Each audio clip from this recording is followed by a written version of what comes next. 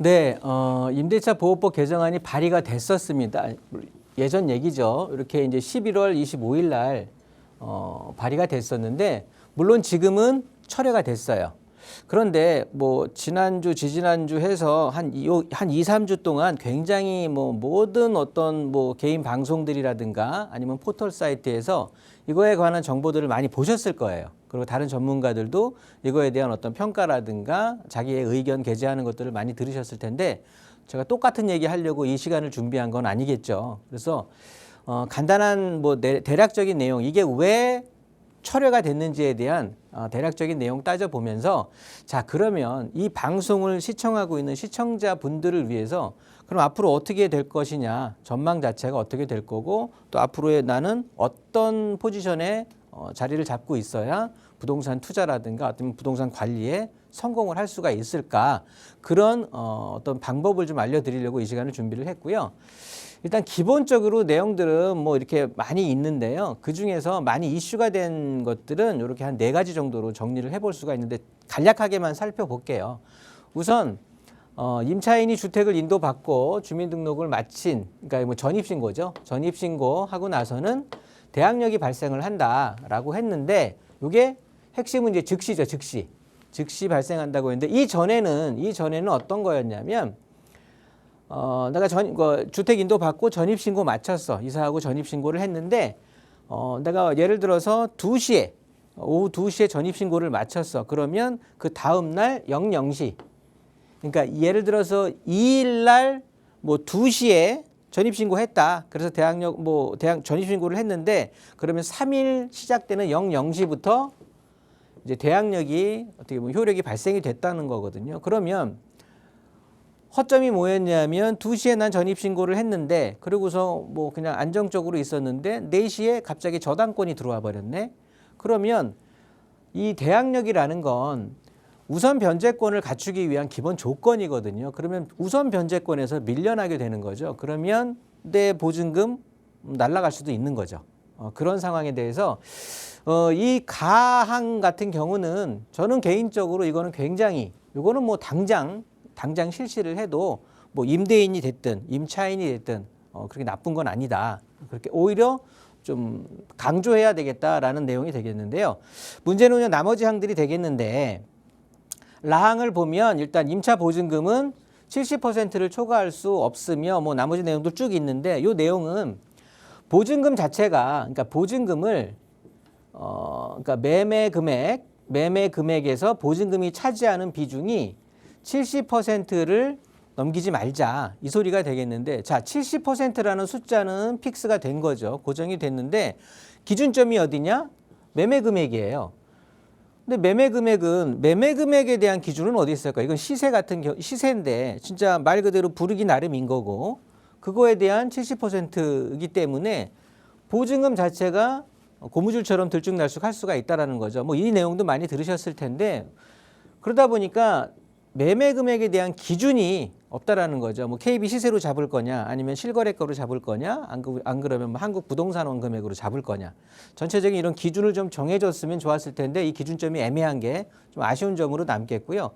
문제는 요 두 조항이 되겠는데, 1회 한한, 즉 2년 내가 전세 계약을 했다고 하지만 2년을 더해서 토탈 4년 정도의 이제 한 집에 들어가서 임대차를 진행을 했으면 한 집에서 4년 정도를 살 수 있었던 건데, 이거를 무제한으로 한다라는 건 2+2+2+2+해서 그냥 무제한으로 한다라는 소리니까, 이거 뭐 그냥 말 그대로 임대인은 열통 터지는 일이 될 수밖에 없는 거고요.